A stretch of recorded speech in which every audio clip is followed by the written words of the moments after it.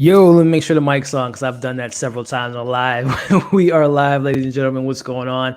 Elliot here from Movie Files, doing a special announcement. Some new show I may be putting on the channel here coming up in the next few days. But I will be having a announcement coming up soon, and also just a Q&A. If you guys have any questions about the announcement, as well as just any recent movie news or TV news or anything you guys want to talk about on this Thursday evening.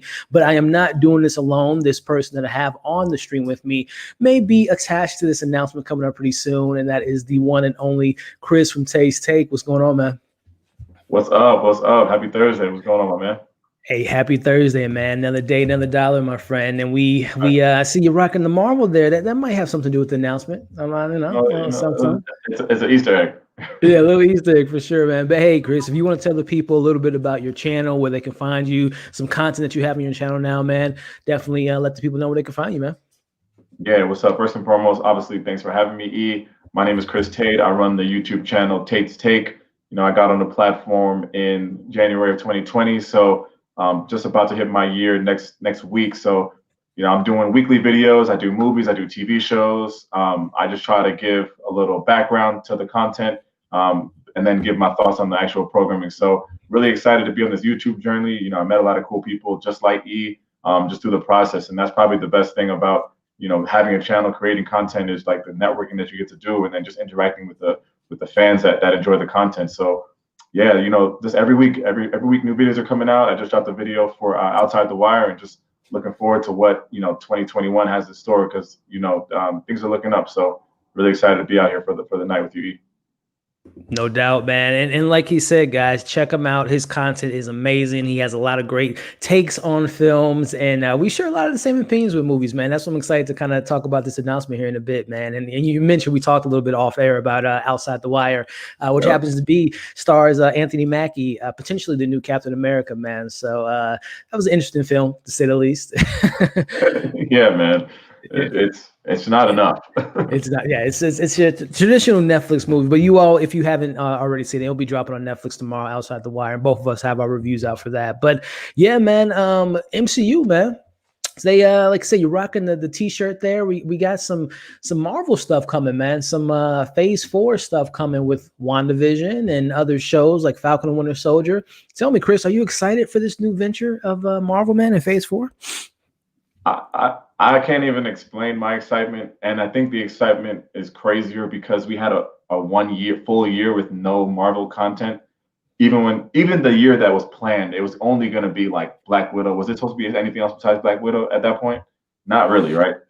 Nah, I mean, because that was like before everything hit. Yeah, that was like the big thing. So coming from like, what is 18 with Infinity War and all those movies, and then Endgame from 2019 and Spider-Man, like, they were on a high, and we're just like, oh, how are they going to top this? And then COVID came, and like they didn't even do anything. Messed up everything. Really excited to see what WandaVision has in store. I like the Loki trailer. I love Loki as a character. Yeah. Falcon and the Winter Soldier should be cool, but I would say probably Loki, then WandaVision, then Falcon for as far as the TV shows. But yeah, looking forward to Strange, Spider-Man 3. Like there's nothing Marvel they can put out that I won't like. So they're on the hey. You hit the nail on the coffin, man. That year and a half since Far From Home, man, I think it actually is going to help Marvel, just because, like you just mentioned, we were just, I mean, from 2008 onward to 2019, we were getting Marvel 2, 3. At first, it was 1 film, 2 films, 4 films a year. And, you know, at a certain point, I didn't ever get it, but I know some people have superhero fatigue and whatnot. But at this point in time, man, this year gap with, I think we're getting 5 shows this year with WandaVision, Loki, Falcon and Winter Soldier.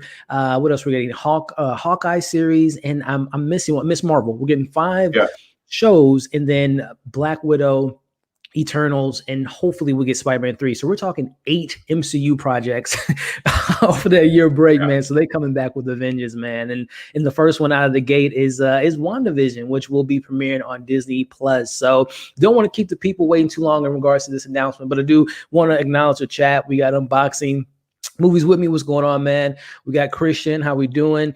I just subscribed. I know Christian was already a subscriber of mine, so he subscribed to Chris' channel. So all you all that are in the chat now, like Christian just did, definitely subscribe to his channel. Always appreciate the support. He says, I'm watching both WandaVision episodes on Saturday, which is perfect timing because we might have something on Saturday. Angel says, special announcement. Yep, we're going to get to it here in a bit. Just building that anticipation. Just building it. Aja says, Christian and I, good evening. See you guys on here. Yep. All right. So I think, man. Oh, and Chinchi. Oh, yeah, that's right. So I forgot that. Yeah, I thought that one was coming soon too. They said some pictures came out. So yeah. And I'm really excited for that too, because I love me some martial arts, and we got the 10 rings and a lot of Iron Man connections with the 10 rings and all the stuff that we got with the Mandarin and stuff. So again, Marvel, they're back, and they are back with a vengeance starting tomorrow, man. So I think I'm gonna just go ahead and announce it and just get straight to the point, man. So we know, again, we talked about phase 4. We're supposed to get Black Widow was supposed to come out of the gate, but unfortunately that wasn't the case. For a while there was Falcon and Winter Soldier. That was supposed to be the first show of the MCU, but that got kind of switched around.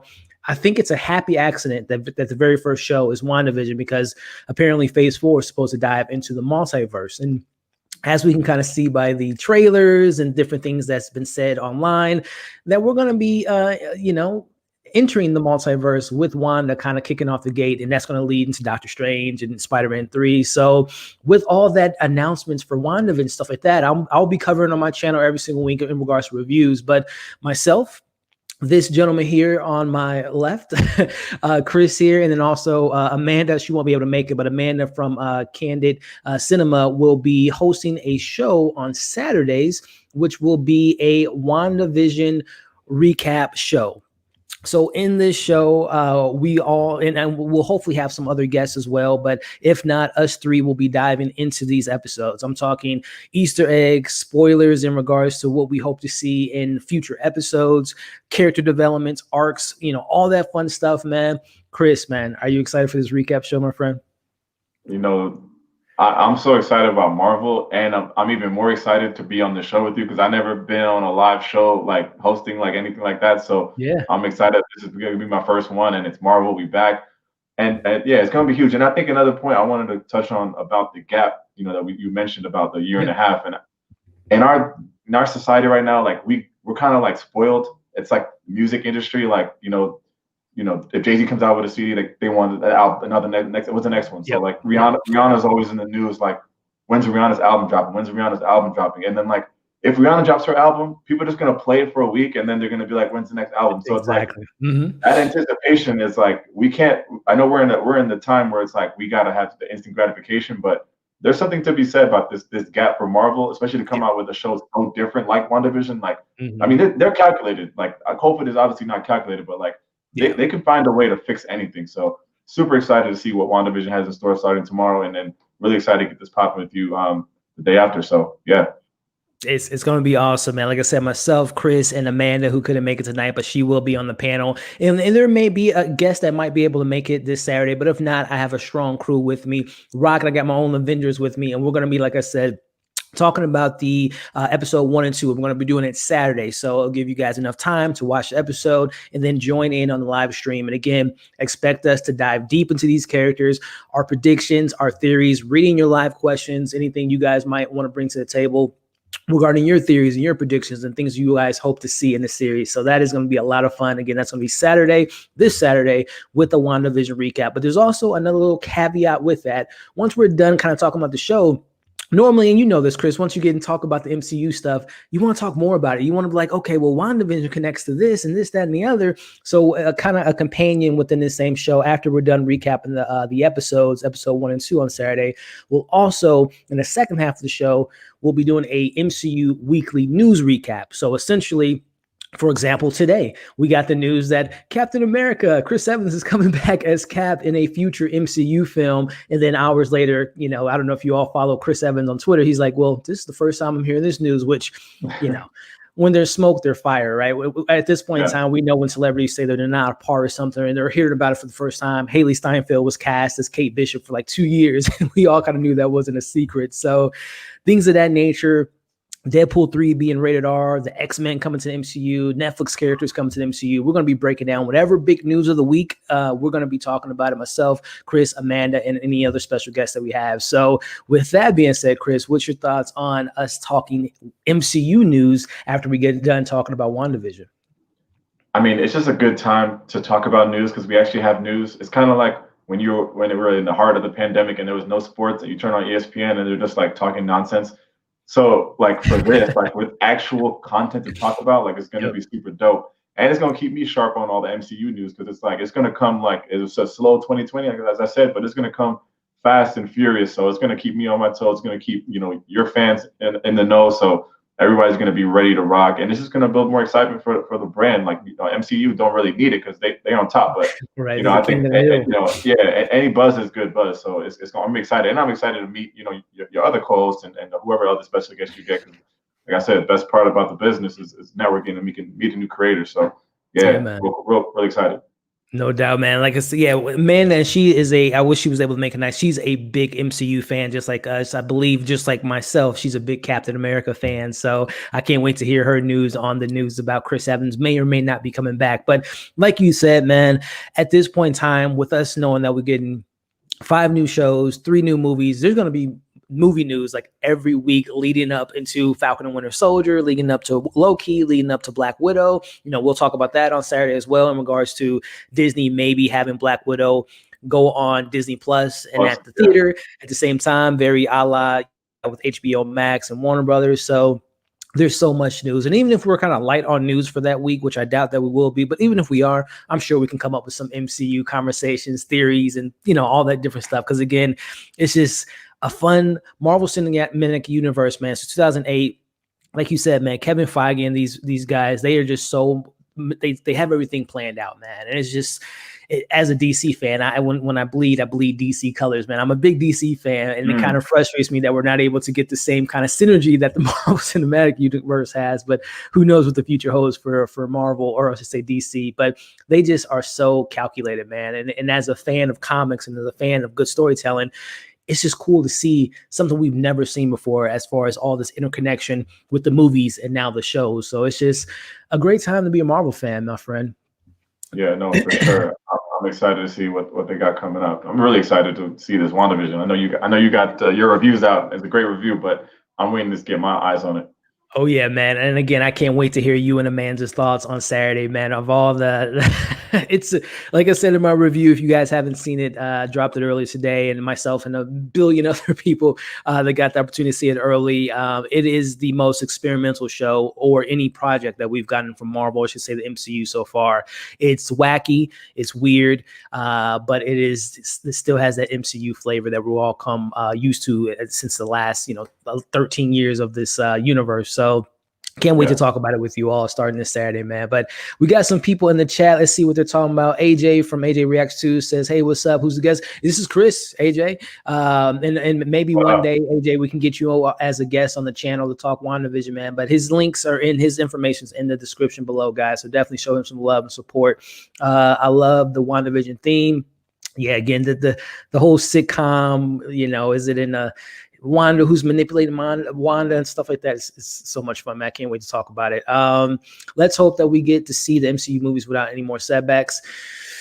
I mean, to that point, man, like I said, we'll talk about it more on Saturday, but the news out there was that Disney, and they've been saying this for a while, that they might have them do the whole premiere thing of having WandaVision or having a Black Widow hit Disney Plus for $30 like they did with Mulan. I mean, again, we'll talk about more on Saturday, but just kind of, what's your thoughts on that, right quick, Chris, in regards to, would you be okay with seeing Black Widow for the first time at home?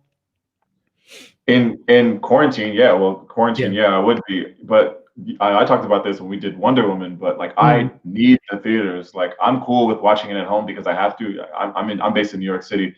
For you guys that don't know, and a lot of the other cities in the country, they're open. You can go to the movies and watch it, which I would have done for Wonder Woman, but I can't in the cities. So I have to watch it at home. So I would watch Black Widow at home. And then if it's gonna be any movie, like I'm guessing Black Widow is probably the best to do it. Like I would probably like start like a World War III if I had to watch Endgame at home. Like it's not. It's Could you, not disrespectful. to cut you off, dude, could you imagine if everything that we're going through now in the pandemic, if that was the case with after, especially after seeing Infinity War and then all this stuff happened with Endgame? Can you imagine the No, craziness, the stir craziness that we all would have had to have to wait to no. see what happens in Endgame? I can't. I could not. I could not do that. I could not do that. So yeah, I would watch Black Widow at home for sure. Yeah. But I always, always, always think that movies are received better in the theater. It's kind of like when Beats headphones came out, and Dr. Dre was like, "It's how the artist intended you to hear the music." You know, Mhm. if a new album comes out, you know, if it's Drake, you don't want to put your phone on speaker and let your friends listen to the music. Same Yeah. way with a blockbuster movie like this. These guys are filming it in tens of thousands of dollars cameras, and you know you can have an awesome home theater system, which I'm sure a lot of your fans do, but it's just not enough. But you know, for the time being, I'm all about the flexibility. So if we got to do this until we can get more of the herd immunity, I'm cool with it. Yeah, now I'm kind of right there with you, man. In regards to, I mean, just look at this new phase with Marvel. We're getting a bunch of TV shows. Same with Star Wars. So I think, I don't want to say the writing's on the wall, but streaming is kind of the future of entertainment. So it would almost Yeah, kind of make sense that we would see the first MCU movie make its way on a streaming platform. Again, I'm totally right there with you. I want to see, Black Widow and her sister and her family and see, all the characters we're going to get for the first time in the MCU on the big screen. But like you just mentioned, the circumstances we're not available to see them in the theaters. And, when it comes to being able to, we talked about the MCU is so structured. If they keep pushing these movies back that's supposed to tie into the TV shows, does that mean it's going to delay the shows? Is that going to delay certain other projects a year from now? So I yeah, think inevitably, like we're seeing with 007, and we saw with Wonder Woman, you got to have to put these films out some way, somehow. So, yeah. like I said, we'll dive deeper into it and get Amanda's thoughts on it on Saturday. But Another yeah, thing about that really quick is that beyond the filming, the video quality and the sound quality is like I appreciate the crowd like responses to what's happening on screen. Like yeah, we can man. all remember how that felt when Captain America showed up on Infinity War behind the Ah, train. We come can on. all talk about when he picked up the Thor's hammer. We like Yeah. that feeling in the crowd like elevates it. So like Mhm. there's so much benefit to the theater. I'm old school, but there's just a lot of benefit to it. I mean, streaming is of course the future, but I Yeah. think that's the argument. It's like you give people the opportunity, the option for like like less of a big movie. So if it's Soul, maybe okay, I'll watch it at home, no problem. Yeah. But like if it's like a big blockbuster, I'm gonna want to go and see it, on a different platform. Hold on. I think I don't know if my headphones might have died on me. Give me 1 second here, Chris. No, you're good. You're good. You're good. I hear you. But yeah, so I'll keep it going for a little bit while you get set up. Speaking of But old school, I hate using wires. look, man, that's sometimes you got Sometimes to get in how you technology, fit in. man, it goes out on you. We are live. That's what happens on a live show, man. Anything can happen. The good thing about the AirPods, though, they charge Let's quickly, see though. here. How we looking? Let's see. Speakers. Chris, can you hear me, man? Yeah, you sound good. Okay, cool. Yeah. Again, we're live in technology, gift and a curse, man, gift and a curse. But yeah, again, yeah, we'll see what happens with Black Widow and if we'll see it on Disney Plus or whatnot. But a couple other questions in the chat here. Christians, now he says, hope they finish filming Spider-Man 3 sometime in the spring or summer because they started filming in late 2020. Hopefully they don't have to pause production. Yeah, as far as I know, I think Doctor Strange had to be delayed like a couple days. I think last week because they're shooting in the UK and the UK is under lockdown. So I think that film was affected potentially by the production. But I've heard nothing but smooth selling for Spider-Man, man. So we'll see. It's coming out in December, which, if there are any production setbacks, then I think that would be something that we would probably see a pushback. But as of right now, it's still scheduled to come out this December, and hopefully they don't have any hiccups, man. Which is kind of your thoughts, man, with the Spider-Man 3, man? Is it one of your anticipated movies this year with 30 million Spider-Man and a bunch of characters from past films? Yeah, if this Spider-Man is what they're pitching it to be, it would be like on par with any Avengers movie. Like I agree. it will be huge, and it's with no Iron Man, this is Spider-Man is the next up. Like he's the biggest star, and then I haven't been up on the newest Toby news. I don't know if he's in or he's out. I think every week it changes, but like Yeah. if they get him and like that's what I mentioned. Like when after Endgame, when I walked out the theater, I was so happy to watch Endgame, but also so sad. I'm like, how do you even where you go from here? Yeah. So things like this, like that's where you go. It's like this is insane. Like you never would have thought. We never thought we would see this day. And they're just like, here Million it is. years. And then like after that, then like you'll get like the Venom crossover. Like it will be just like it will be disgusting. Like it'll be great. It's so crazy, man.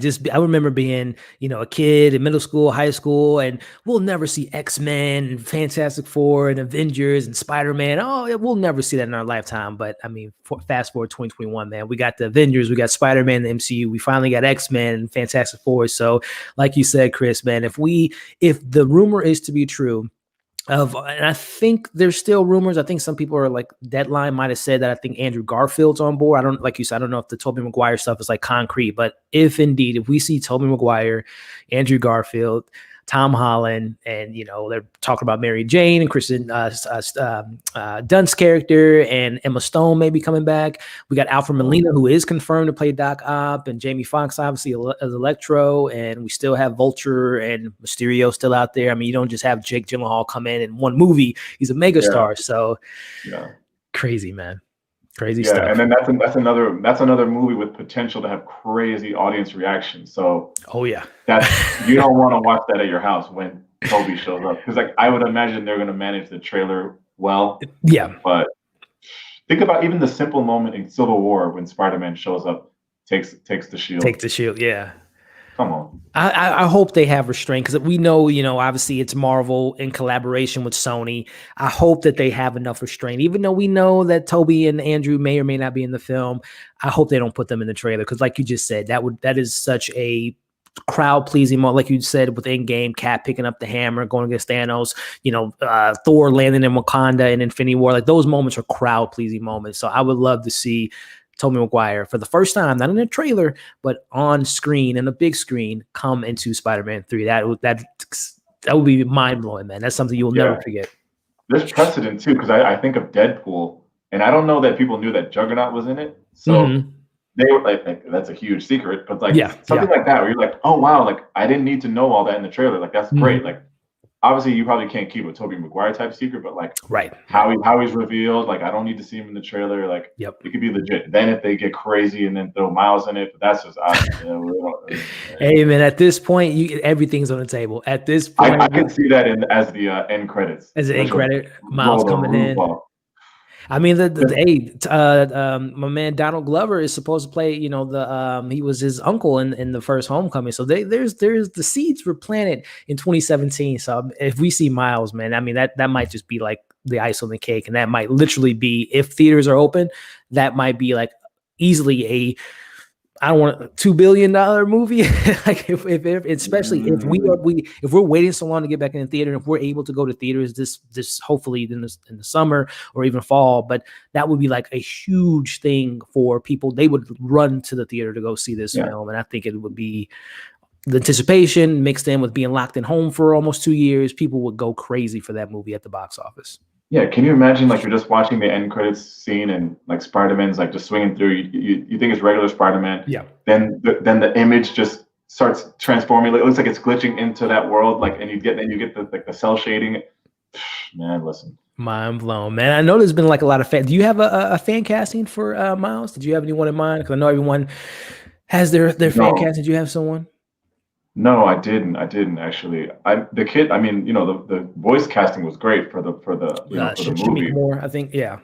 Yeah. Tell me who are they talking about? I can tell you. I think the one I've been seeing a lot of is, I can't think of the kid's name. I think it's Caleb, the kid from Stranger Things. Lucas. Oh, okay. I know he was. He was in some BET movie too. I think it was either. Was it the Bobby? I was about to say, was it The Temptations or was it New Edition? I think it was New Edition. I think he played one of the cast. I might be, but I know he's primarily known for Stranger Things. I think his name's been brought up a few times, and there's a couple other people that's not coming to mind. But I mean, whoever we know that Marvel, when it comes to casting, they're pretty spot on. So they might even pick a no name, and we'll be all fine with that, and then that kid would be a superstar after he makes an appearance. And it's crazy stuff, man. Crazy stuff.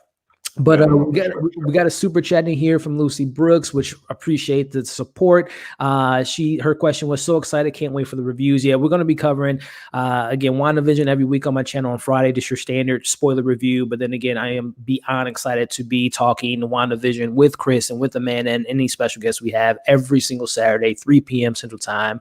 I'm so excited, man, so excited. Jaron talks movies. What's going on, Jaron? He's saying yes, sir, about the announcement. Glad he was able to stop by. We got my man, Perk Minded. What's going on, man? Salute to you, my friend. Christian says, I will probably be on Disney Plus nonstop this year because right after, yeah, and that's so crazy. I think literally the way it's set up now is literally the week, it's like a week gap. So once WandaVision ends, literally we're walking right into Falcon and Winter Soldier. And you say you were kind of not as excited for some other shows, but you're still slightly excited for Falcon and Winter Soldier? Yeah, I'm not a huge Falcon fan, but I'm a huge Winter Soldier fan. So it's like you're gonna get there. And yeah, Disney Plus. I signed up for Disney Plus last year. I did the 1 year thing, and I thought I'd be able to get rid of it. Like, oh, I'll just try it out for a year. But no, they got me. They did what they're supposed to do. Real. Yeah, exactly. They staggered the show like HBO used to do. Like like you'd think you'd watching, even when it was like Entourage, whatever. Then like then now it's Insecure. Then it's like Game of Thrones. Like everything was staggered perfectly. And Disney Plus is charging, it's $1 increase, but it's still very affordable. So super bargain. It's like a steal. Yeah. Yeah, I think those shows will be great. And I didn't think that they would be as good when I first heard the idea, when they first just said that we're going to do shows on Disney Plus. Yeah. But then when I started seeing the quality of content that Disney is doing, I was like, okay, they'll be good. Yeah. Do you watch? I don't know. Do you watch The Mandalorian? Are you a Mandalorian fan? No, remember I told you I haven't never That's right. You're like one of the few people in the world. Yeah, and just to that point of quality, man, The Mandalorian like looks better than half the movies when we had movies at the theater. Like the quality, they have like this whole, I can't think of the sound stage they use, but they have this incredible technology they use to kind of make it seem like they're shooting in space somewhere. So the Disney is, we know they print their own money. So whenever I think WandaVision is quoted to be about 150 million budget, which would be literally a blockbuster movie with the budget they put in the TV. So they're not cutting corners when it comes to these shows. And again, without getting into the details with WandaVision, the first couple episodes I've seen, they're not cutting corners at all. And I appreciate that because the stigma for many years was it's okay for a TV movie, it's okay for TV. Like I don't know if you ever, not to bring up DC again, but I don't know if you ever watched like the CW shows, and I liked them from what they were the first couple seasons of Arrow and Flash, but those visual effects, man, were kind of questionable. Yeah, you can tell it's for TV. This, I can imagine this. It'll feel like you're getting a real production, which is impressive. 100%, man. 100. Let's see it. Christian says, who is your favorite MCU characters? Mine is not a surprise, but mine is Iron Man. Nice. So Chris, man, I think I might know, but who is your favorite MCU character? Yeah, MCU, I guess. Yeah, in this MCU, I'm going to say Thor. Like Spider-Man is great. Interesting. I was going to say Spider-Man. Yeah, I thought it was Spider-Man. yeah. Spider-Man, like just growing up, Spider-Man was like my guy. But in these movies, I would say Thor. It's hilarious. And then like what I got to see in Ragnarok, I was like, all right, this is fantastic. Guy. And then he's a god too, and he has to like just it's like it's an interesting arc. What I love about with Chris Hemsworth is he's able to play the character so much differently than when we first saw him in 2009, 2010, and whenever Thor first came out. And that, as an actor, I would imagine that has to be very that freedom of playing the character so many different times. You're playing them, now with Taika Waititi and what we're going to see in maybe Guardians 3. That has to be so much fun to be able to switch up the character. And I know for some people, the new Thor doesn't completely work for them because it's a little bit more jokey and not as serious or Shakespearean that we get in the comics of that Thor. But I like the medium, that kind of the happy medium of what we get with Thor. And I'm really excited to see what Thor: Love and Thunder looks like, and his him interacting with the Guardians, and Valkyrie being the queen of Asgard, and Lady Thor coming into the picture. So Thor's a good pick, man. But for me, it's Cap. Captain America is by far, to me, like the most hero of heroes in the MCU. And Chris Evans is like just as great as we talk about Robert Downey Jr. and Hugh Jackman and Deadpool, Ryan Reynolds, like being perfectly cast. He is Captain America. Whenever I see Chris Evans, I'm like, oh, that's Cap. That's like he is just like the pinnacle. He's the Superman of the in the MCU to me. Like he's just the perfect hero. And Winter Soldier and his first movie and Civil War and his through line throughout the series. And again, we'll talk about on Saturday if he's going to return to the MCU. He's the man. Cap is the man. One of the coolest things about Captain America, which I don't think a lot of people realize, is that he was able to transform because he was in Fantastic Four. Remember, he was the Torch. Oh yeah. And like, you know, like people don't even think about that. Like now he's just right. It's not like, oh, you know, he's this and that. It's like Ryan Reynolds. Like, oh yeah. He was, you know, Green Lantern or whatever. Lantern, he was Deadpool before he was Deadpool, and everyone seems to forget that. Yeah, exactly. Like that's like a testament to like how good you can do the role, and like people are like, oh yeah, this is legit. Yeah. Oh yeah, man. That same could be said about our boy Michael B. Jordan. He was the Human Torch as well. So I think there's like a tradition. If you play Human Torch, your next go around as a superhero, you might be quoted to be whether it be Captain America or Killmonger. I think you gotta pay your dues. Yeah. The next one's gonna get it. They're gonna get it right. The next one. Fingers crossed, man. Fingers crossed. Even though the first one wasn't that bad, like I remember watching 10 stories. Man, even when I was younger and saw that, I'm like, dude, what the hell is this? Because I grew up reading the comics and I was a big, they're Marvel's first family. So I'm just like, I don't know what the hell's going on, but this is not the Fantastic Four I knew. It has they are the first family. There's the tongue-in-cheek aspect about the character, but I'm just like, oh my gosh, this is just. I actually like the second one more than I like the first one, just because of the Silver Surfer being involved and all that stuff. But and then we don't even want to talk about Josh Trank. Did you see the Josh Trank? Fantastic. B. Jordan, no? Isn't that B. Jordan? Yeah. So yeah, Michael B. Jordan, Kate Meara, Miles Teller. Yeah. I don't know. I don't know, man. I can't wait to see what Marvel does with their version of Fantastic Four. Christian again says most of the MCU shows have nothing to do with the movies. Agent Carter, Agents of S.H.I.E.L.D., and the new MCUs are the only ones. Netflix and Hulu shows are. Yeah. I mean, that was like the thing for a while, and I think. To be fair to, Agents of S.H.I.E.L.D. and all them, they made, they had their own lane, they did their own stories, but, for the longest, they weren't connected. We did see every now and then. I don't know if you ever watch Agents of S.H.I.E.L.D. I popped in and out every now and then, but you had in the first couple seasons, Nick Fury made an appearance, Lady Sif from Thor made an appearance, but after that, it was just like, barely did anything that happened in the movies. Like, I think the only big event that happened in the movies that affected the show was when Cap took out Hydra and S.H.I.E.L.D. was all no longer a thing. And I think the after effects of Infinity War might have been on the show. But again, I kind of checked out after like the second season of Agents of S.H.I.E.L.D. But those shows just didn't really resonate with me. And did you say you watched a couple episodes or didn't really get into it? I might have watched one or two of S.H.I.E.L.D., but I never got into it. But I knew that there was a couple tie-ins on that. Yeah. Did you ever get involved in the Netflix shows, Daredevil and Punisher and all that stuff? No, and I got a good boy. He's gonna kill me because I never got into Daredevil, and he kept telling me I need to watch it. He made me watch like the first couple, and they were good. I just never got back into it. But he swears by it. Dude, Daredevil, incredible. Like in that whole rumor about Charlie Cox, who played Daredevil, being recasted in Spider-Man 3 or making some type of appearance in the MCU will definitely be something we talk about on Saturday. But yes, if you get a chance, again, I know we're flooded with content, Chris, but if you do get a chance to catch back up to Daredevil, man, it is like perfection in my eyes. Like Kingpin too. Oh, Vincent D'Onofrio is Kingpin. That show was incredible, man. And Punisher, if you like John Berthal, he is the Punisher, man. They had a lot of great stuff. I heard the Punisher was in the news this week. They're trying to cancel it. Did you hear about this? Yeah, man. Which ridiculous. It's crazy, man. I think John Berthal, who played Punisher, even came out and he obviously is not supporting the terrorists that wore that. But that is crazy, man. The times we live in, and I guess this kind of pivoting to that. What's your thoughts on that, man? I don't know. Is it fall into cancel culture? Do you feel like it's a validation to?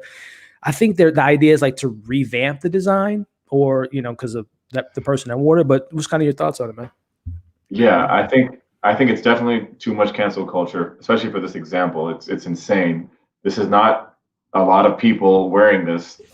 Even watching the news, I didn't see it a lot, and I watched a lot of the coverage. It's not like, hey, this is our logo. Yeah, we're doing this. It's like unfair to the brand. Like Punisher's been around for a long time, and I understand brands and imagery can take on new meaning. I understand that, but I don't think this is the one to cancel.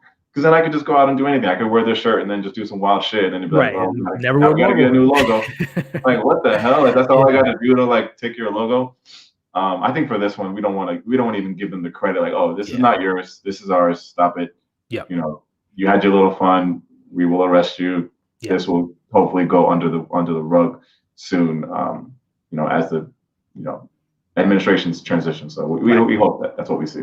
I'm right there with you, Chris, man. Like you said, if someone was wearing a Batman hat or wearing a Spider-Man logo, like, does that mean we gotta, take away those logos and revamp them? I definitely didn't want to see that, but obviously what happened a couple weeks ago is unspeakable, and not to get too political, man, but yeah, those some clown ass people, man, and wearing that, but yeah, it is, like you said, we do live in a certain culture now where, some things get canceled before even kind of considering the ramifications and the meaning behind it and all that stuff. So definitely some crazy stuff, man.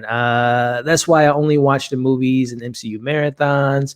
I will go to Alex from Chicago. Oh, he's talking about from Miles Morales. Yeah. I'm totally, I'm like the shot because I'm from Chicago. I'm just thinking he was talking about which kid is that? Is that the main kid? I gotta look him up right now. Yeah, because I watched the first season of Shy, and I was kind of iffy about it, but I kind of checked out after the first season. But I gotta look up which kid that was. Oh, yeah, I've seen this kid. What did I see him on? Oh, Moonlight. Yeah. Yes. And I think he actually made his way into the MCU, if I'm not mistaken. I think he was in Black Panther. Yeah. Yep. Here it is. Yeah, he was I think he was one of the kids playing ball in LA, but right. He's 16, and I don't know if I know in the times now a lot of casting, they want to be as authentic to the character. I don't know if Alex has any Dominican blood in him or any, because I know obviously Miles is half Latino and half Black, but I don't know if people would get up in arms if he's not. But no, that's a pretty good choice. They would. Exactly. Yeah, that's what I'm saying. As soon as they hear they're like, nope, cancel him. Recap. Yeah, exactly. Appreciate it, man. Thank you for stopping by. Let's see here. Perk says Cobra Kai and Attack on Titan set the bar high for this year's already. Hey, Perk, man, you already know, bro. I'm like super behind on my anime, and Cobra Kai, you get to see one single episode of that. What about you, Chris? Are you into anime or Cobra Kai? I'm not into anime. A lot of my boys are obsessed with it, so they try to keep me. They try to get me there. Cobra Kai is on my list to start from the beginning. So I'm just like you. I haven't seen it, but it's one of those shows that I recognize. Like, this show is probably fantastic. Yeah. And literally today, a coworker is telling me he's going through it and he's loving it. And I always grew up loving the Karate Kid. So I don't know why I haven't seen it yet. I have no good excuse, but it's on my radar. We get those small little windows when we can watch something just cause. It's on that short list of programming. For me with Cobra Kai and anime, like I've told Perk this a lot of times, I've used to watch anime when I was younger, but I just kind of went away from it for whatever reason. And there's definitely some great anime content out there, especially I've heard nothing but great things about Attack on Titan. But with Cobra Kai, I'm actually the opposite. I'm not the biggest. I don't hate Karate Kid, but I don't think it's as highly regarded. It's an 80s movie. It's cheesy. It has good message and all that. It never really resonated with me. So I'm just kind of I'm really not a big fan of the movies, and I'm not going to be a big fan of the show. But everyone I talk to and people that are diehard Karate Kid fans said they actually like the show more than they like the actual movie. So I don't know. It's like you said, it's one of those situations where it's just like when you have a couple, free time, maybe watch an episode or two, because I think they're only 23, 25-minute episodes, which I love when you get those quick binges. Those are perfect. Right? Don't get me wrong. I love some hour-long Game of Thrones, super characteristic type of shows, but every now and then you need a good little, 23-minute, 25-minute show if you can just go on and get on with your life. But Cobra Kai, man, I gotta bite that bullet one day and see what it's all about. I couldn't get into Daredevil. Hey, man, to each his own, man. I think again, we talked about it earlier. I think Daredevil was incredible. Kingpin, all those characters were fantastic. Billy says, great discussion. Well, thank you very much, Billy. Appreciate you stopping by and thank the donation as well. Thank you, sir. Thanks. Angel says, didn't know how much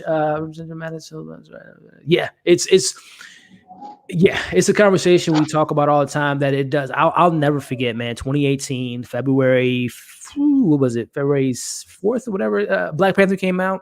I was going to say Black Panther, yeah. so many generations of little kids, teens, people my age and older, just seeing so many generations in the theater, and a lot of those people don't even go shit there. That was their first movie experience in years, right? It is very important. It means a lot when you see yourself being represented on screen, and authenticity in being represented, not just putting someone on the screen just to check off a box, but it is very important. And if we do see Miles in the MCU, man, that will be a live action, I say, because we obviously got Miles into the Spider-Verse, which is still my favorite Spider-Man movie of all time for me personally. But seeing a live action Miles Morales is going to happen sooner rather than later for sure. Yeah. We got a lot of love for Miles tonight. Did you play did you do video games, man? The Miles Morales game and the Spider-Man game? I haven't done the Miles Morales game. Love the trailers. I did some of the I watched some of the PS4 versus PS5, I guess, kind of like comparison, just to see like how the graphics are. But yeah, no, I haven't gotten there yet, but I was excited that they announced it in PS5's reveal. You played it yet or beat it? No, man. I used to be a big gamer. Like, I haven't gamed in like years, man. Like the last game I was into was probably like Uncharted 4, which I think was like 2015 or something like that. And every year, like back in high school, used to 2K. Like I would break my fingers playing 2K, Madden, all that stuff, and then God of War and like I said, Uncharted. But it's been like a good 6 or 7 years since I've been in the gaming, man. It's tough to find the time to play the games. Yeah, that's the thing, especially with us, reviewing stuff all the time. But I definitely want to get back into, especially the PS5 and all that stuff. But Perk says, just like we were talking about earlier, that a lot of people that are diehard Karate Kid fans, they actually like to show more. So one day I'm going to take the bullet and jump in that dojo and check out Karate Kid. Perk says, an Attack on Titan is a masterpiece of a series. It really is an important message that is compared to what's going on today. That's all. I don't know anything about Attack on Titan regarding the storyline and all that stuff, but definitely something that on my list, especially because Perk, he talks about it a lot. So Jay Manley, what's up, man? How we doing, Jay? Good. What's up, Jay? Tonight, my friend. Lauren says, how many movies is Wanda Maximoff supposed to be a villain in? Well, I don't know if she's I guess to Lawrence's, the rumor out there is that some people speculate that they think that Wanda's going to be the villain in Doctor Strange due to, if people, if you're familiar with the comic book run, there's the House of M, the famous quote of her saying no more mutant, and she decimates like all the mutants in the Marvel cinema or the Marvel comics. So, I mean, we'll see. We'll see, man. What's your thoughts, Chris, on Wanda potentially being a villain in not only Doctor Strange, but maybe just a villain for a couple films? Yeah, I mean, she came in as the villain, right? She did. It's a great point. In Age of Ultron. Yeah, and until I watched your review, I didn't realize that you said she was the strongest mutant in. Oh yeah. I mean, obviously you have Professor X. I thought it was Cyclops, but I guess it was Cyclops' beam is, I guess, one of the strongest. But I always heard Cyclops. But yeah, that's legit. And I'd be cool with it because I like it's like wrestling. We loved wrestling back in the day because you didn't know which week The Rock was gonna be good. Yeah, exactly. So like, I'm cool with that. And then plus like, we're not so attached to her yet. And now maybe after WandaVision that will change. But we're not so attached to her. We wouldn't mind her like go back to where she came from. And that's how we were introduced to her. So. Yeah, you make a good point, man. That when we were first introduced to her and her brother, Quicksilver, they were villains, and I mean, again, we're playing in the multiverse, so who's to say that some alternate version of Wanda makes her way into this new MCU? We look back at Endgame. There was Thanos from 2014 came into that new timeline, Gamora, as well as Nebula. So, there has to be some type of ramifications. You can't just leave your multiverse and there's no issues or anything that kind of disrupts reality. So who's to say that, we might not get a alternate version of Wanda who may have more villainous ways than the Wanda Maximoff. Yeah. They could also do it just like the Phoenix, or similar to the Phoenix, where people are trying to calm her down and just say, "Hey, you're really powerful. Just chill for a little bit." And then she's like, "No, I don't. Why should I chill? I can do whatever I want." And then we get this a little twist there. Oh yeah. I mean, and the thing about Wanda too in the MCU, I mean, we've seen nothing but tragedy after tragedy. Whether it be her introduction of Age of Ultron and losing her family and blaming that on Tony Stark, and obviously losing her brother, spoiler, and Age of Ultron, and losing her accent, and using. In losing her accent. I'll give her this. I mean, she's been removed for Sokovia for a while, and she's now U.S. based. I mean, she's a superhero. They learn quicker than the average human being. She's able to pick up on our dialect a little bit easier. Yeah, no, but, I like Wanda. I like Wanda. Yeah, she's cool, man. And that's the thing too that got me a little bit.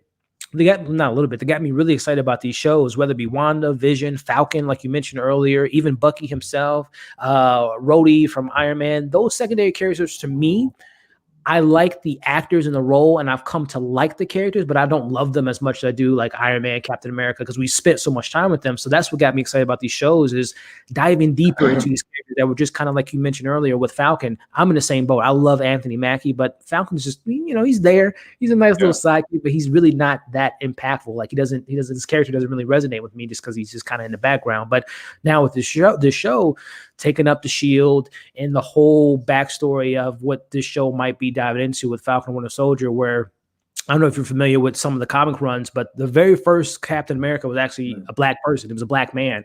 So, and they never mentioned that in the MCU. And that's actually something that's a comic book run, that the first Captain America was black. So when you see in the trailer of, Anthony Mackie's character, Sam, saying that he's kind of reluctant to taking the shield, that it has more history than it, that's because, the history wiped itself out in regards to, as we know, in American culture, there's a lot of stuff that they don't tell us. And that's the same thing with Captain America, that America is not going to be happy with a black Captain America. So I'm really excited to see what they kind of explore with that show, and see what happens with Bucky and all that stuff. So that's what gets me excited about these shows, just exploring these characters and falling in love with them just as much as I did with Cap and Iron Man and Scarlet Witch or Black Widow and Hawkeye. So I'm really excited for these shows, man, to really fall in love with these characters.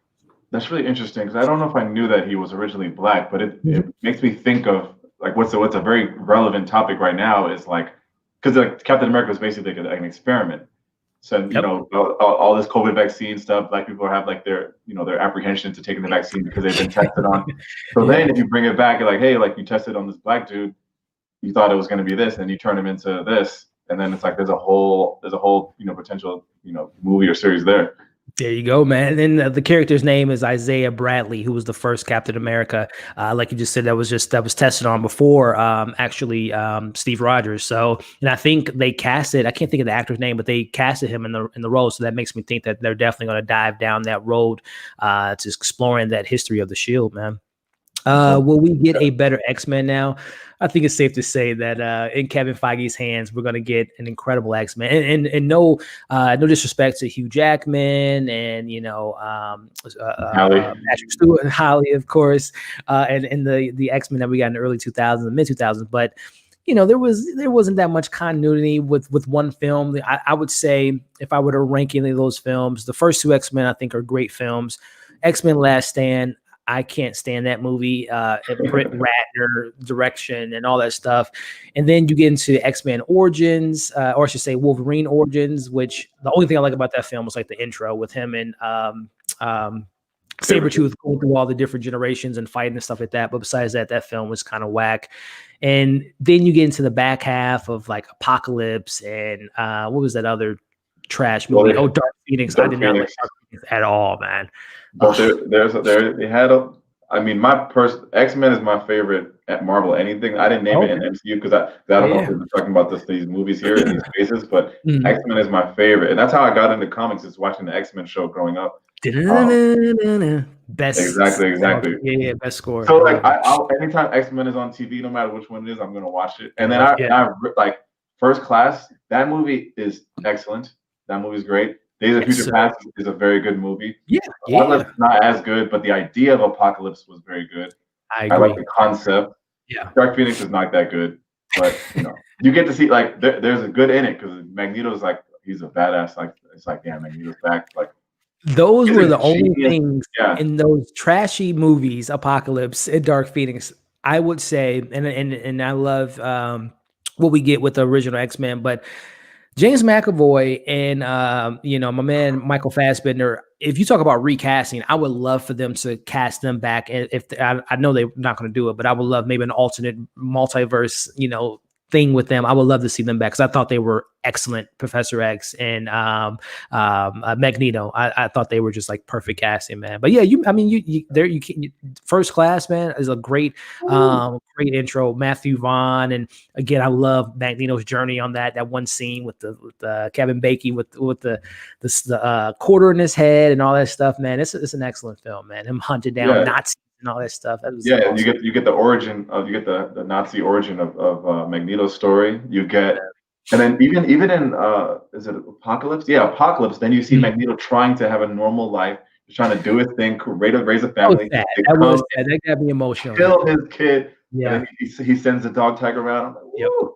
That was pretty dope. Like I said, even though those kind of back half films didn't work for me, they were great. They like Jennifer Lawrence checked out like 3 Spider-Man movies or X-Men movies ago when you saw less and less makeup on her, but they always gave top-notch performances. And I think they were like the only things that came out of that franchise, that secondary franchise of X-Men, untouched. They were like great through and through. And I'm excited to see what they do with this new X-Men, man. I don't know if you were to choose, if you were Kevin Feige, Chris, would you go young X-Men, like we got kind of introduced in First Class, or would you want them to be already established X-Men have been around? And I think too, we'll talk about it more on Saturday in regards to theories of how you can bring X-Men into the MCU, but I think multiverse is a great way to say that they've already been established characters versus them. I think some people are speculating that Endgame, or let's say Infinity War, when he did the snap, that it might have ignited the X gene into people that didn't know they had this inside of them. I don't really like that idea because it's like they're starting from scratch. But if you were Kevin Feige, young X-Men or already established X-Men, which way would you go? I see the value in making it young, and then you could just build up the excitement to the old X-Men. I understand that, but like I think it's been a while since we had old X-Men, so I would prefer, like me, Greeley. I would take that. I agree with you about the snap. The key of X-Men, the best. It's like evolution, like the next phase of evolution. Like, this is what's happened. Like this is what we turn into, and then you get the underlying layer of just like the Professor X, the Magneto, and Martin Luther King, Malcolm X. Like, come on, like it's like, I know they're gonna make it awesome. So whatever they do, I know I'll support it. But the last couple of movies we got are younger X-Men. Then it's been like a younger theme in the last couple of movies. So like I'm cool to see the old ones come back. Like look at Logan. Like that movie was crazy, and that was as old as you can get. Yeah, Logan is like one of my favorite. Like not even just comic book movies. I love Logan. Like as just a movie that James Mangold did such a great job in that direction. And Hugh Jackman, man, what a swan song of him leaving out that role that he played, putting the claws up after a decade, man, or 20 years, I should say, man. He was fantastic. Logan is a great movie. And when it comes to just X-Men too, man, I think the thing that gets me even more excited is especially with Disney Plus. Who's to say, you mentioned, and I grew up the same way. I watch X-Men cartoons. Who's to say that they might not introduce the X-Men in a Disney show, in a Disney Plus show, right? That would be something kind of cool to get like almost a Professor X school show when we're meeting the younger X-Men, Jubilee and things of that nature. And then we slowly implement the bigger characters, Wolverine and all that stuff into the movie. So the future's bright, man. Again, this TV show platform is, especially if they're dumping 150 million on WandaVision, I can only imagine, there ain't going, X-Men, that would be great if we can get that. Cause I'm actually not opposed to, we'll talk about it on Saturday with Black Panther 2. I would love a Wakanda TV show to explore Wakanda and different tribes and different areas of the Wakanda. I would love that as a TV series. For sure. I never even considered it. That's a great idea. It would be hella expensive, don't get me wrong, but it would be awesome. Yeah. Let's see here. Lauren says, yes, hopefully better X-Men. Actually, definitely better X-Men because Storm no disrespect to Halle Berry. And also, what's her name? Alexandria Ship or something? I can't, the new Storm. Yeah, I don't know her name, but yeah. She was so forgettable. And again, Halle Berry, it plays to the times. And again, that was during the time that Hollywood didn't take comic book characters so seriously, or they didn't dive deep into the characters. But yeah, the Storm is one of the best characters in Marvel in general. And I hope that Kevin Feige and whoever they cast in that role does an excellent job. And it's unfortunate that we won't see the whole T'Challa and Storm having that marriage and having the big wedding they have in the comics. But I mean, who's again? We'll talk about it Saturday in regards to you and Amanda's thoughts on how to handle this Black Panther recasting. But that would be a shame if we don't see that power couple, that powerful Black couple in the MCU. Yeah. That would That was be, gonna be it. That was gonna be the way in. That was yeah. gonna be legendary. They wouldn't mess that up. Oh man. Rest in peace, Chadwick Boseman, man. The king. The king. Yo, Apocalypse. Look, man, you give that thing another chance. Oh man, and you had my boy Oscar Isaac too in the villainous role. I mean, they just dropped the ball. Yeah, Logan. Oh, I love me some Logan, man. Let's just say, yeah, they deserve better. Fantastic Four definitely deserve better. So I think Kevin Feige is gonna have he has his hands full bringing in. I mean, that's literally bringing in X-Men and Fantastic Four. That's its own phase of movies by themselves. You just have X-Men movies, Fantastic Four movies, that have their own phase. So I can't wait to see what they do with them. I love every time he flies out of an airplane. Who we talking about there? Flies out of an airplane. Oh, Anthony. Okay, I think he's talking about because he mentioned Anthony Mackie earlier. Oh, Mackie, got it. Yeah, he's dope, man. He's just like I said. Hopefully Falcon and Winter Soldier, we get some more time with Mr. Sam Wilson. Yeah. The beginning of Winter Soldier was so good. The whole movie, movie's great. Yeah, the whole movie's so good, man. Like that to me, that's my favorite solo non-Avengers type of film. Is so that's my number 3 favorite MCU film is Winter Soldier. Dude, Cap and Bucky fighting in the streets of Washington D.C. or I think it was Washington D.C. in the film, but I think they shot it in Cleveland. That hand-to-hand combat fight, Terminator style music, and them just their superpower, like dude. That is one of my favorite moments in the MCU. And again, as I mentioned earlier, Cap is my guy. But is Winter Soldier one of those high films for you, man, in regards to like top 5, top 3 MCU territory? I have my list somewhere, and I think it's top 5. It's definitely not top 3 because there's Avengers, like all of them, and Civil War. I think Civil War. I think I put like probably like number 2 or 3. But Winter Soldier is one of those movies. It's great, but I think I didn't appreciate it right away. It took a couple watches and then people, they're gassing it up like, oh, this is great. Like I had to go back to really appreciate it because I didn't love Captain America 1. So then I was like, I didn't care to run in. I know I killed you. I didn't care to run into Winter Soldier, but I was like, damn, this is the best. Like this is the best movie to follow, a movie that I didn't like that much. But yeah, I love the Winter Soldier. Bucky's great. I mean, I just wish he would, be on the right side of history. But right, I love Winter Soldier. Yeah. Dude, I can't speak highly enough. And 2014, man, I think that was to me was the moment when the MCU was like, okay, this is more than just your traditional comic book characters and stuff like that. Because even the first Cap, I love the first Cap, man. It's classic origin story, little man with a big heart story, and he'll take the bullet or jump on the grenade. I just love the first one. Him and Peggy, I think they're like the strongest couple in the MCU. Like I put them over Tony and Pepper. I put them over all the couples. Like I think they have the best romance. But yeah, man, when you get to Winter Soldier, that's where to me Marvel was like, we're going to play in genres. We're going to play with the thriller genre, the spy genre, the political angle, and of course give you superhero moments. So that's when, and then every other movie after that was like mixing genres within genres. And that's why I think the MCU's been able to stay so fresh, is because they just don't do one thing. They give you comedy and scary moments, maybe in Doctor Strange in the future.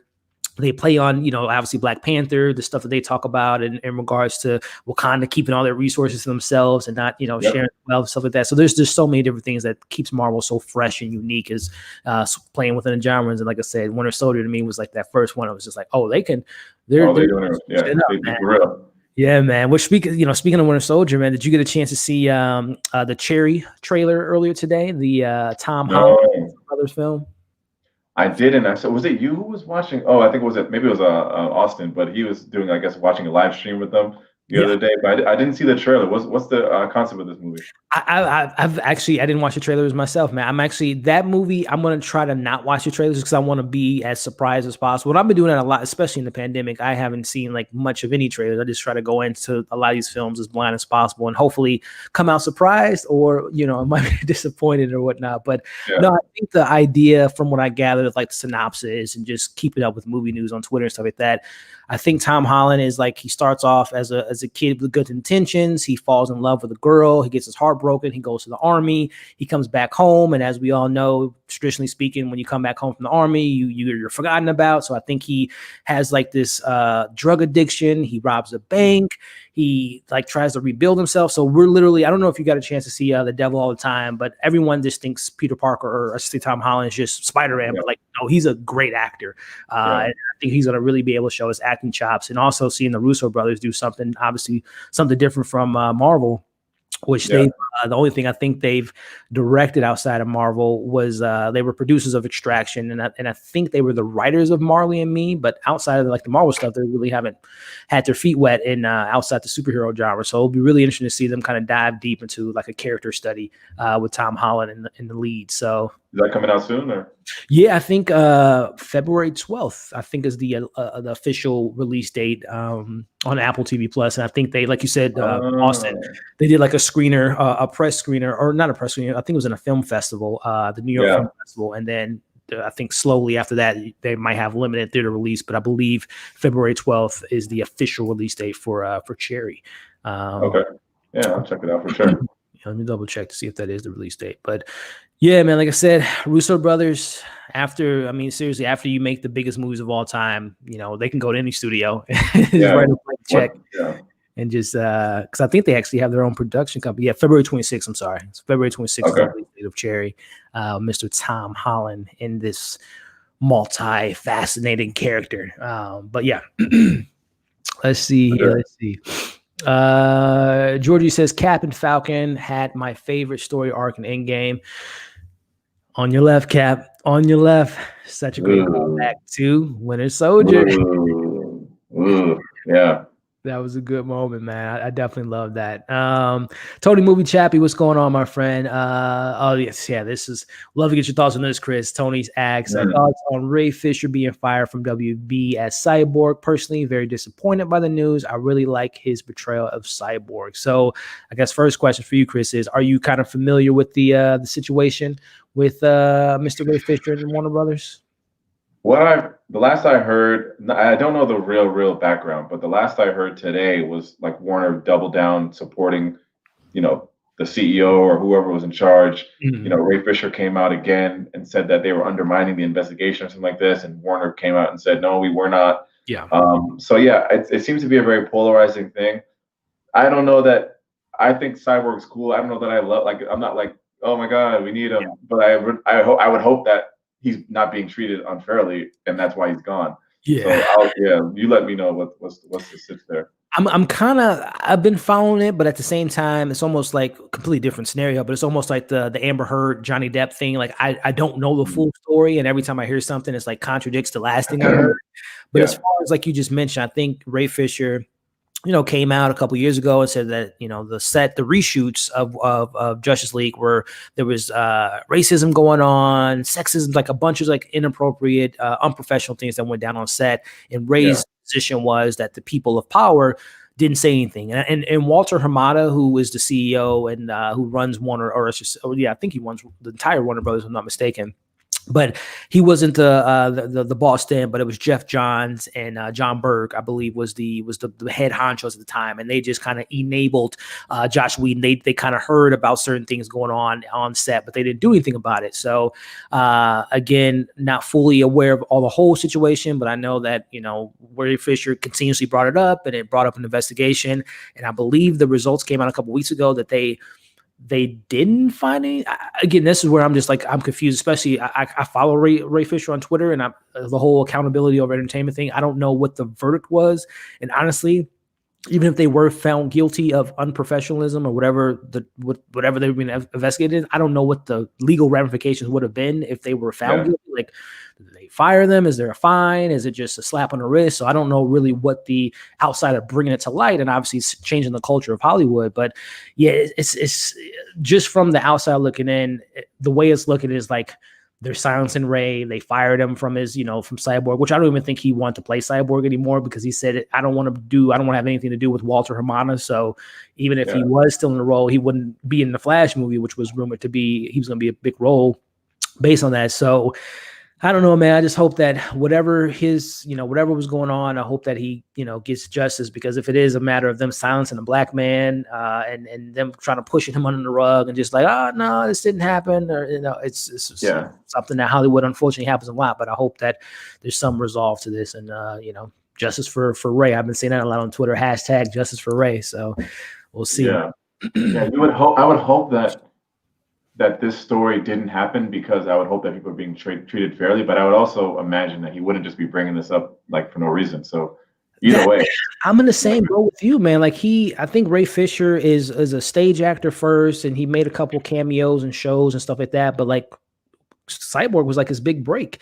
And if, you would think someone that's just getting their feet wet in Hollywood, they would, not start a pot. Destroy their career. Because right now it's looking like, even, if people do believe what Ray was saying and what's going on, we know how Hollywood, we don't work in Hollywood, but we know kind of the word around town is Hollywood doesn't like to work with people that are controversial, especially if they're black. If they're trouble on set, or they have like a history or a past, that they don't really get another shot in Hollywood. So like you just said, Chris, man, like why would he put himself and put all this stuff out there if it's nothing, if it's some validity to what he's saying? So yeah. I don't know, man. It really does suck on a personal level with that, and then also just because I am going back to, I'm a big DC fan. Cyborg is an awesome character, and he definitely hasn't gotten enough screen time to really kind of show his powers and his how awesome he is. He's essentially a cyborg with incredible powers to hack any computer or internet. He's Ultron, like a good version of Ultron, but just even better. So I don't know, man. Hopefully, it gets resolved, and if things don't work out, another black man gets opportunity to play a role. So I'm looking at you, John Boyega. That would be pretty cool if we get John Boyega as the new Cyborg. But yeah, man, it's an unfortunate situation for sure. Let's see here. Angel says, have you watched the show You on Netflix? Season 3 is coming out this year. You, Chris, have you seen the hit show You? Yes. Yeah. I have seen the hit show You. I will watch You the first day it comes out in season 3, and I will still probably complain about it. It's nonsense, but it's also like good TV, good bad TV. I would say, like, it's just, you want to be in the conversation. You want it, like, it's interesting enough. It's like, but like when you find out that this was a CW show, like, then it's like, okay, I understand. Yeah, or was it? I thought it was Lifetime. CW or was it Lifetime? Okay, yeah. When you find that out, then you're like, okay, this makes sense. Like, Netflix wouldn't make this. My biggest problem with You is just like, it's so obvious, and then it's like this girl's you're gonna get naked, or you live on the first floor with your blinds open, like. It's just all like the decision making is crazy, but season 3, I don't know how Netflix has now. Maybe they've taken it over and they level it up. But I'll be watching it. I'll be hate watching it, as I should say. But I'm not going to lie and act like I'm too cool for You. I'll watch You. Hey man, I'm right there with you. I've reviewed.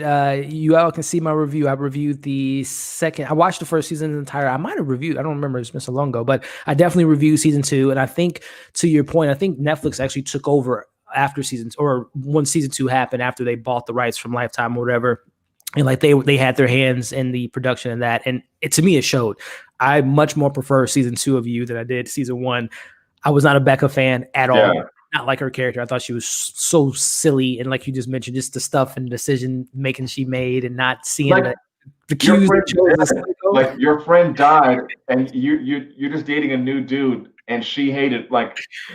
Dude, Beck was a mess, man. Beck was a mess. But season 2 to me was just number 1. And I don't want to spoil, for those who haven't seen it, but the new, I think her name was Love, if I'm not mistaken, which, by the way, I love her in The Haunting on Hill House and Bly Manor. She's a great actress. I thought to be able to match Joe's Crazy. I love that new character. I think her name was Love, if I'm not mistaken. I really enjoyed her character in season 2. It was a nice little twist there. Nice little twist there. Yeah, she was something else. So, I mean, season 3 looks to be pretty, like you said, man, I have no shame in the game. I will be watching season 3 of You, talking about it like crazy, of all this crazy stuff, because it's essentially like it's like Dexter almost, but just like the YA version of Dexter, of this person that can do these crazy things and figuring things out. So yeah, I'm excited for it. I can't wait to see what they do with it. And imagine if him and Love end up with a child. How crazy that child would be, man. Dennis the Menace meets Chucky would be that child. Jay says, I miss going to you and me both, man. Watching trailers is one of my fun. Yeah, I'm a trailer guy, Jay, and I don't know about you, Chris. I am a trailer dude. Like I'm like, no, we need to get to the theater on time because I want to see me some trailers, man. Are you a big trailer guy when we were able to see movies at the theater? I'm a huge trailer guy. Living in New York City, you're a slave to the train, so you want to make sure you don't want to miss anything. I'm a huge trailer guy. Like, I'm not ashamed to admit that. Like, every couple months, I'll pull up the Avengers Infinity War, or maybe it was the Endgame 2 trailer. Yes. Like, when that beat just like, I still get chills when I watch that trailer. So like, I'm a huge trailer guy. Yeah. I kind of, we got into the world of, the internet where like you'd see the trailer on YouTube first before you got to the theaters. But I was a big fan of like, if you go watch Wonder Woman 1984, you're going to see the trailer for Batman. Like, only there you'll see it. Yeah. So like, I'm old school like that, where I used to love those moments. But it's cool, everybody gets to see it at home, whatever. But yeah, I love trailers. Do you remember the back in the day before, trailer reactions and breaking out in trailers? I remember when it used to be a time when you would see the trailer literally only at the theaters. I remember seeing, what was it, Dark Knight Rises, or no, it was Mission Impossible, the fourth one. What's the fourth one name? Whatever one, he was in Dubai. But when you saw Mission Impossible 4, you saw the first trailer or saw a clip of Dark Knight Rises. So I remember those days that you literally, the only way you could see a new trailer was going to the theater. But like you just mentioned now, they got trailer premieres on Fortnite. The essence of being surprised by a trailer is no longer there. So, and again, I'm a victim of it. I've done trailer reactions. I haven't done them in like a year, but yeah, there's a novelty to seeing a trailer for the first time in theaters. And like you said, dude, I literally go back and watch some of my favorite trailers. Like you said, Infinity War is like one of my favorite trailers of all time. Seeing Peter Parker with his Spidey sense and the Thanos, the doom, doom, doom. Like I love trailers, dude. Going back to my love of trailers, when you cut a trailer perfectly, it's like a piece of art. It's like, and when you don't give too much away, you get a sense of the tone, you get a sense of kind of, what you may or may not expect in the film. So when trailers are done right, man, they are just like the chef's kiss. I love a good trailer, man. I'm trying to think of the last good trailer. Like the Batman. Imagine watching that in the theaters. Yeah. Like you'd be like, everyone would be like that. This is like, what are you supposed to be? Or whatever. Yeah. Like, oh my God. Like that crowd would go crazy. Drop your popcorn. Yeah, I know. Get that your iPhone, man. On my phone, I probably dropped my phone because I was just like geeked up and I watched it like 50. I guess to play devil's advocate, when you see a trailer for the first time, at least you can replay it over and over again versus like, I want to see that movie. I don't even want to see the movie I came here for. I want to see the movie they just showed the trailer for. But yeah, I think like you're right. I think that's the last great trailer I saw was recently, I don't know. Did you see the Judith and Black Messiah? That trailer? Yeah, that trailer's great. There's a new one that came out this week, right? Yeah. You're talking about just more of the trailers, like the hype, like the biggest hype level of the trailer. Yeah, I think. Yeah, but then Judith, that's a great answer too. That's a good trailer. I can't wait for that movie, man. Daniel Kaluuya, man, can't do no wrong. Lakeith Stanfield. He's the man. Lakeith is crazy. He does weird things in real life, but Daniel is the man. He hasn't made a mistake yet. He hasn't. I remember I think the first time I saw Daniel Kaluuya was on an episode of Black Mirror. It was like it was like a game show episode or something like that. And ever since then, I'm like, this dude is special. And then of course, Get Out, and he was. I don't know if do you like Widows? Steve McQueen Widows that came out with. You're talking about with Viola? Yeah. Did you like that film? Liam Neeson? Yeah. I did not like Widows, and I think what was my problem with Widows? It was like.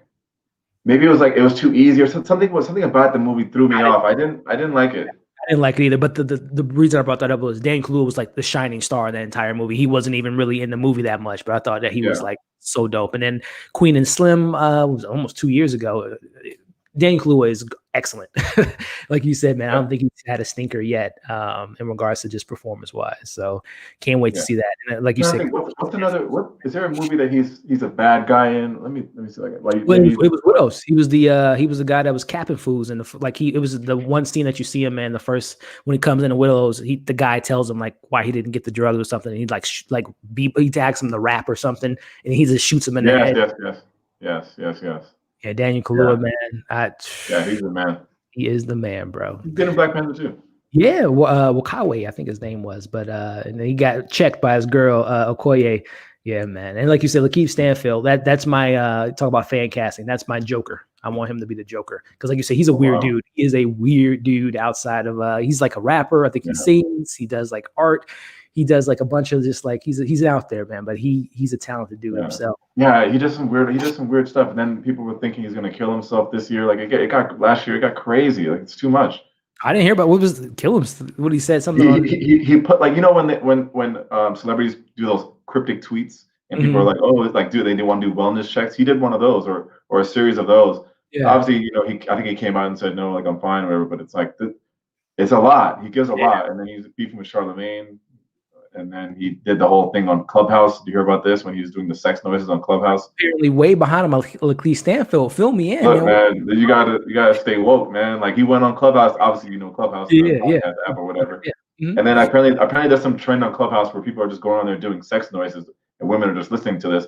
And this dude just did it in front of like random people, and it's on WorldStar. I guess I've been behind, man. I've been behind. I got to catch up on my my WorldStar, my Lakeith Stanfield. I didn't know he was wild.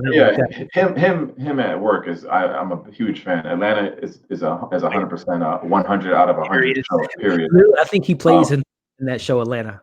I think he plays Darius. Yeah, for sure. I didn't love the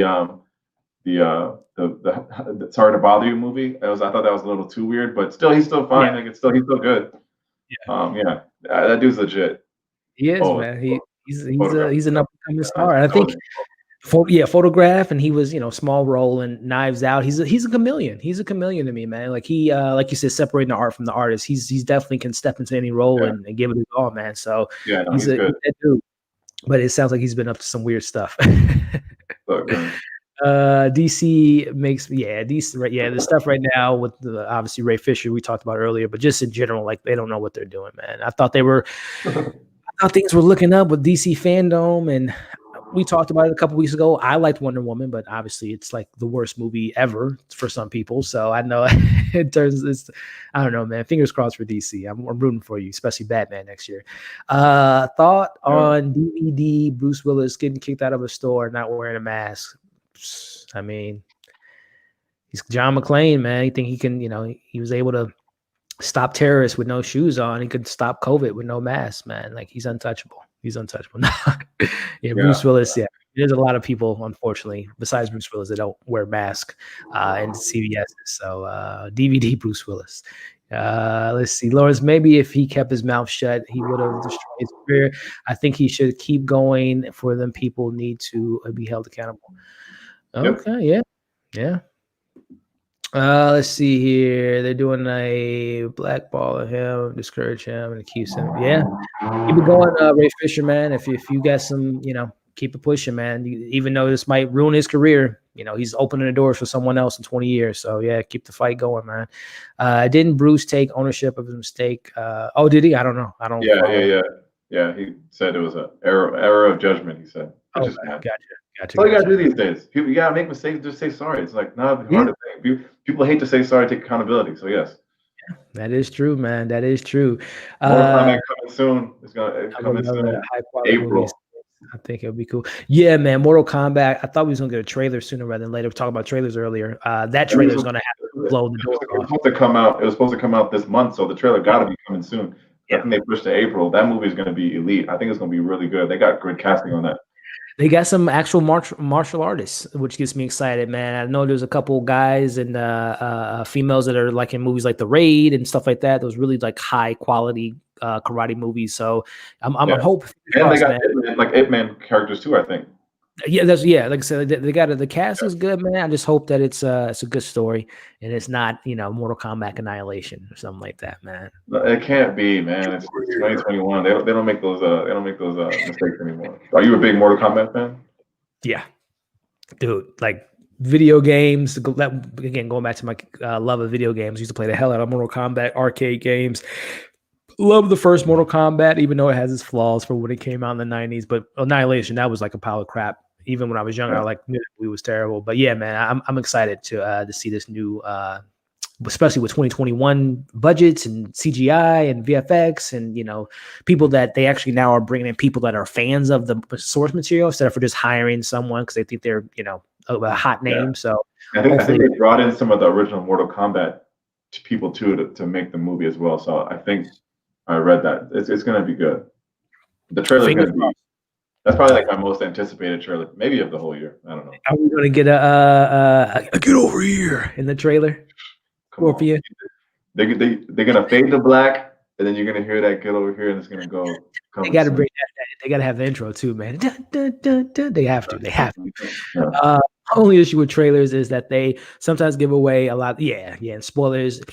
And that's the thing too, man. Like when it comes to trailers, they're not selling me and Chris and you all in the chat. And thank you for everyone to tune in. Again, make sure to subscribe to Chris's channel. Again, we're going to be diving into some more Marvel stuff on Saturday. But the things about trailers is, when it comes to us cinephiles and us in this YouTube space and, reviewing movies, we're going to see the movie regardless because we know the directors and actors, but the average moviegoer, they need to be sold, man. So sometimes, unfortunately, that means you got to show the ending of the film. You got to show Doomsday in the Batman versus Superman trailer. You got to show all that stuff just because they want them in the seats. They want their money when we have theaters, but they want them to subscribe to Netflix when they show all the stuff in the trailer. So it's a give or take. Again, that's why when I see a good trailer, I appreciate it because, like Marvel at this point, there's no reason, like we talked about earlier, there's no reason they should show Tobey Maguire in a trailer. Everyone's going to see Spider-Man 3 regardless. But, Endgame and Infinity War to me were the best trailers ever just because they literally only show us the first 10 minutes of the film, which I thought was like,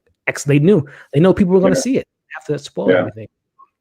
But not everyone has the benefit of being Marvel. They got to show everything. Yeah. Mortal Kombat. Yeah, man. Yeah. And that would go too. Like they mentioned a series. I would love to see an HBO series on Mortal Kombat. Dave says Static. Yeah, Static Shack is awesome. How do you feel about? Yeah, I mean, are you familiar with Static Shack? I don't know who Icon is. Yeah, no, I watched the show growing up. I liked the show, and I was excited to hear the news. Is it Michael B. Jordan involved in this? Yeah, I think he's the producer of Static for DC. Yeah, I don't remember even how he got his powers or anything like that. I just remember liking the show as a kid, maybe because it was like the only black superhero. I was just like, this is great. Mm-hmm. But yeah, I think it's gonna be dope. And Michael B. Jordan, he's got a good track record. He'll get some good names involved. Yeah, I think so, man. And I'm hoping, if I'm not mistaken, I think that Warner Brothers had announced that they're gonna have some movies and shows interconnect with each other. And I think they said Static Shock is gonna be a HBO Max movie versus it hitting the theaters.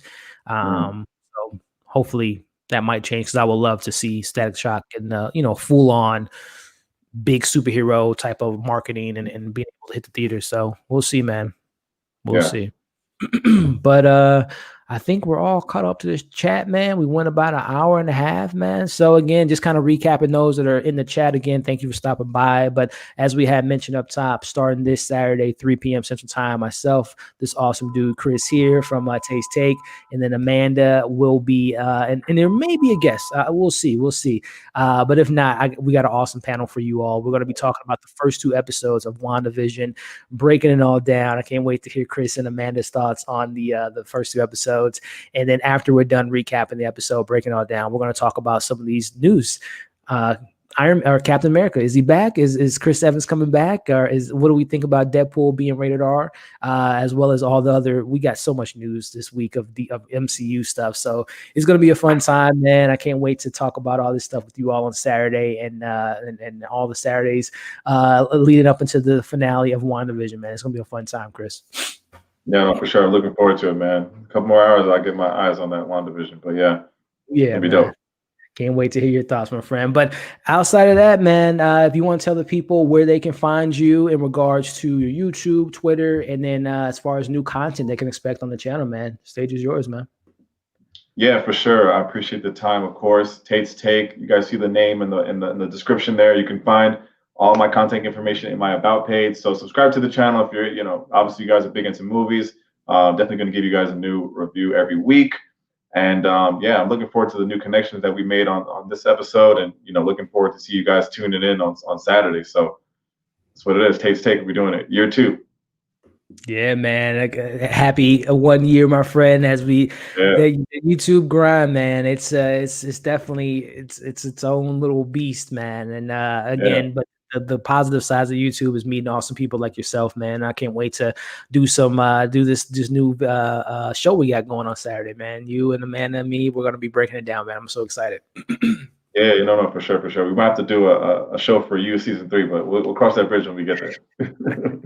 No doubt, man. But ladies and gentlemen, again, thank you all for tuning in to the special announcement Q&A, and we'll see you Saturday. And I guess just a little quick plug. As soon as the first 2 episodes of WandaVision will be dropping, I'll have a review up, spoiler review. But then, like I said, Saturday we're diving so deep into the show. I can't wait for it. So again, thank you all for tuning in. Thank you for the super chats, the thumbs up, all that fun stuff. We appreciate the support, and we'll see you all on Saturday, 3 p.m. Take care, everybody. Peace.